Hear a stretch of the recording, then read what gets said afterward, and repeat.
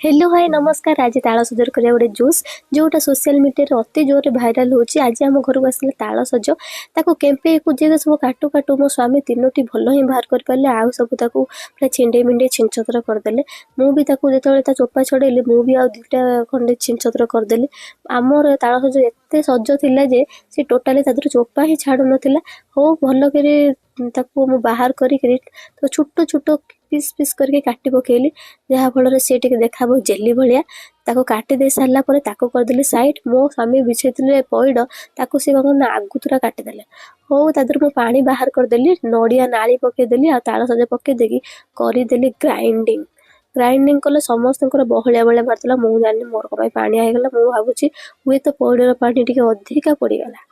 ओ छाड़ जहाँ है मुझे बरफ काढ़ी आनी। देखो आमर बरफ बस बोली प्रमाण देवी केमी मुझे फ्रिज रू निजे बाहर करके आसिक आपको देखा आमर भी बरफ बसे। आम भी मिडिल क्लास फैमिली तेणु मु देखी सारा पर टे चिया सीड भेदेकी रखीदी ताको पकईदेली।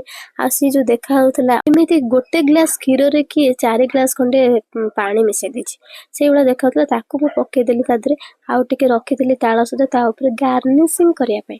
आमर भी पुदीना गछ लगी मुझे छिंडे आनी 2टा पुदीना पत्र ताकू नहीं खेम्पी देली।